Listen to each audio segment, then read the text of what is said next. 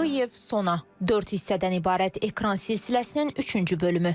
Film 19-cu əsrin sonu, 20-ci əsrin əvvəllərində Bakı və regionlarda baş verən tarixi hadisələr fonunda Tağıyevin həyatındakı yeni dönüşü, onun Sona xanıma olan sevgisini və bu sevginin sınaqlarını təsvir edir. Ekran əsərində həm dövrün ictimai mənzərəsi, həm də insan talelərinin emosional məqamları bədii formada təqdim olunur.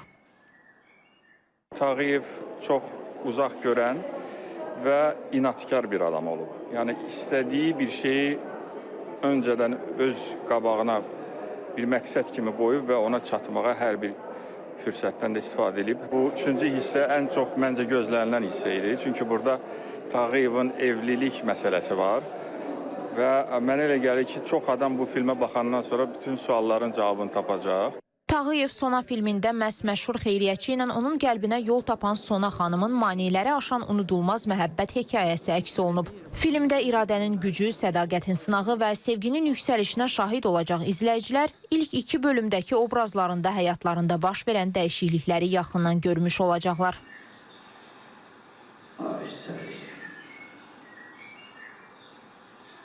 İlkin təcrübələr yaşatdı hər şeydən əvvəl. Çünki həm aktrisa olaraq ilk işim idi, həm də həm fərdi olaraq böyüdüm, həm də aktrisa olaraq çox böyük təcrübə qazandım. Sona xanım ümumiyyətlə mənə görə incəliklə sərtliyin tarazlığını özündə qoruya bilən, nə qədər susqun görünsə də əslində öz varlığı ilə hər şeyi dəyişdirə bilən bir qadın idi. %100 olmasa da müəyyən qədər real tarixi qəhrəmanı oxşamalısan. Şükürlər olsun ki, Allah onu verib.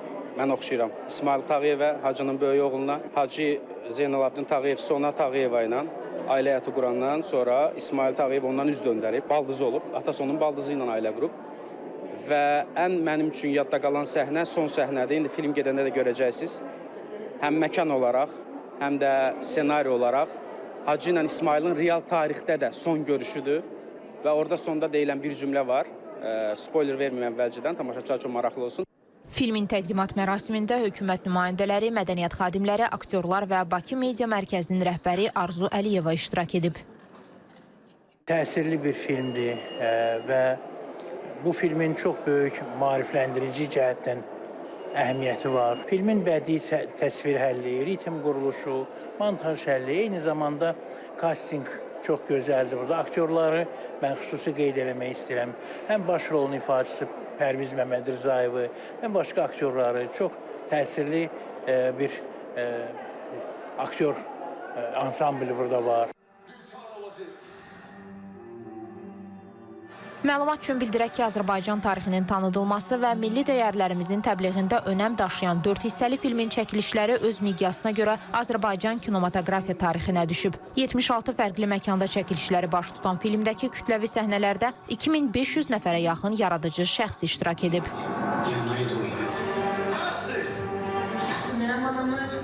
Türkanə Əlisoy, Elmira Seyfəddin qızı, İTV Xəbər.